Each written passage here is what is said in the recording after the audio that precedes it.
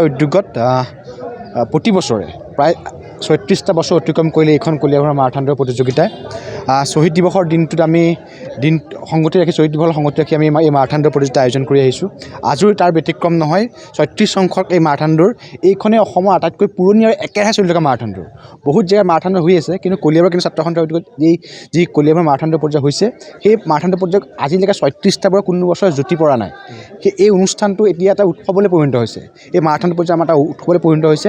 আমি আশা ৰাখিছোঁ আগন্তুক দিনত এই মাৰাথন দৌৰে অসমৰ লগত গোটেই উত্তৰ পূৰ্বাঞ্চলত এটা স্থান ল'বলৈ সক্ষম হ'ব। কিমান সংখ্যক প্ৰতিযোগী অংশগ্ৰহণ কৰে অনুষ্ঠানত? ইয়াত প্ৰায় আজি 100ৰ অধিক প্ৰতিযোগী অংশগ্ৰহণ কৰিছে। 11টাকৈ পুৰস্কাৰ আছে। ইতিমধ্যে সকলো প্ৰতিযোগী আহি ইয়াত উপস্থিত হৈছেহি। মাধ্যম আন্দোলনৰ পঞ্চম শ্বহীদ নৰেন্দ্ৰনাথ মহন্তৰ সোঁৱৰণত প্ৰতি বছৰে নাটক, একাংকিকা নাট আৰু সাংস্কৃতিক অনুষ্ঠান অনুষ্ঠিত হয়। এইবুলি কি অনুষ্ঠান আছে? কলীয়াভোমোৰা কেন্দ্ৰীয় ছাত্ৰ সন্থাৰ উদ্যোগত আমি মাধ্যমৰ যি পঞ্চম শ্বহীদ নৰেন্দ্ৰনাথ মহন্তৰ সোঁৱৰণত প্ৰতি বছৰে শ্বহীদ দিৱস আয়োজন কৰি আহিছোঁ, সকলো শ্বহীদক সুঁৱৰি। এই বৰ্ষও আমি এই শ্বহীদ দিৱসৰ আয়োজন কৰিছোঁ।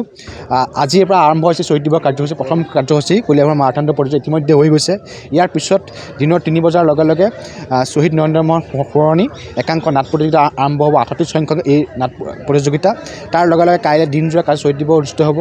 অসমৰ সাংস্কৃতিক কৰ্মীৰ দ্বাৰা সাংস্কৃতিক অনুষ্ঠান হ'ব। এই অনুষ্ঠান সদৌ অসম ছাত্ৰ সন্থাৰ সভাপতি উৎপল শৰ্মাদেৱ উপস্থিত থাকিব। লগতে কলীয়াবৰ ৰাইজৰ উপস্থিতিয়ে আমাক অসমৰ ৰাইজৰ যি উপস্থিতি সেই আমি সকলো কামনা কৰিছোঁ। মাধ্যম আন্দোলনৰ পঞ্চম শ্বহীদ নৰেন্দ্ৰনাথ মহন্তদেৱৰ সোঁৱৰণত কলীয়াবৰ কেন্দ্ৰীয় ছাত্ৰ সন্থাই আমি প্ৰতিবৰ্ষই এই শ্বহীদ দিৱস আয়োজন কৰি আহিছোঁ, আৰু এই বছৰ তাৰ ব্যতিক্ৰম নহয়। কলীয়াবৰ কেন্দ্ৰীয় ছাত্ৰ সন্থাই শ্বহীদ দিৱসৰ লগত সংগতি ৰাখি প্ৰত্যেক বৰ্ষই এখনি অসম ভিত্তিক কলীয়াভোমোৰা মাৰাথন দৌৰ প্ৰতিযোগিতা আয়োজন কৰিছে, আৰু এইখনে অসমৰ ভিতৰত এখন পুৰণি মাৰাথন দৌৰ। আজি এই মাৰাথন দৌৰ প্ৰতিযোগিতাৰ প্ৰথম কাৰ্যসূচী আছিলে। এই কাৰ্যসূচী ইতিমধ্যে শেষ হৈছে, আৰু আমাৰ এই মাৰাথন দৌৰ প্ৰতিযোগিতাত অসমৰ বিভিন্ন প্ৰান্তৰ প্ৰতিযোগী অংশগ্ৰহণ কৰিছে। 100তকৈ অধিক প্ৰতিযোগী আহিছে, আৰু আজি বিজয়ী প্ৰাৰ্থীসকলৰ নামটো মই ক'ব বিচাৰিছোঁ। আমাৰ আজি প্ৰথম হৈছে তীখেশ্বৰ কুৰ্মী খুমটাই, আৰু দ্বিতীয় হৈছে বিকাশ ঠেঙাল কাৰ্বি আংলং, আৰু তৃতীয় হৈছে ভূপেন ডেকা মৰিগাঁও। গতিকে আমি বিজয়ী প্ৰাৰ্থীসকলক অভিনন্দনৰ শুভেচ্ছা জ্ঞাপন কৰিছোঁ। লগতে আমি এই যি শ্বহীদ দিৱস, এই শ্বহীদ দিৱসৰ দুদিনীয়া কাৰ্যসূচী আয়োজন কৰিছোঁ। আজি ৰাতিলৈ আমাৰ সদৌ অসম ভিত্তিক একাংকিকা নাট প্ৰতিযোগিতা আছে। কাইলৈ আমাৰ কাৰ্যসূচী আছে সাংস্কৃতিক অনুষ্ঠান, লগতে ৰাতিলৈ আছে আমাৰ সাংস্কৃতিক অনুষ্ঠান আছে। বিভিন্ন বাৰেৰহণীয়া সাংস্কৃতিক অনুষ্ঠান হ'ব। ৰাতিলৈ আমাৰ অসমৰ বিভিন্ন গায়ক থাকিব। গতিকে আমি সমূহ কলীয়াবৰবাসী ৰাইজৰ অসমবাসী ৰাইজক এই শ্বহীদ দিৱসলৈ আমন্ত্ৰণ জনাইছোঁ। আহক সকলোৱে কলীয়াবৰ কেন্দ্ৰীয় ছাত্ৰ সন্থাই শ্বহীদ দিৱস উপভোগ কৰক, আৰু লগতে সহায় সহযোগিতা আগবঢ়াওক। জুবিন গাৰ্গৰ গীতসমূহৰ ওপৰত আধাৰিত গানে কি আনে নামৰ এটা সুন্দৰ অনুষ্ঠান আপোনালোকৰ ওচৰলৈ আহি আছে অতি শীঘ্ৰে।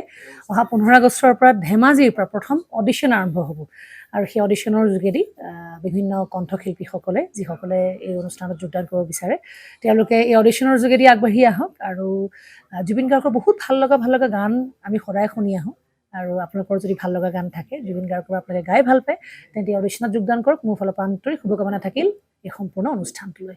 ধন্যবাদ।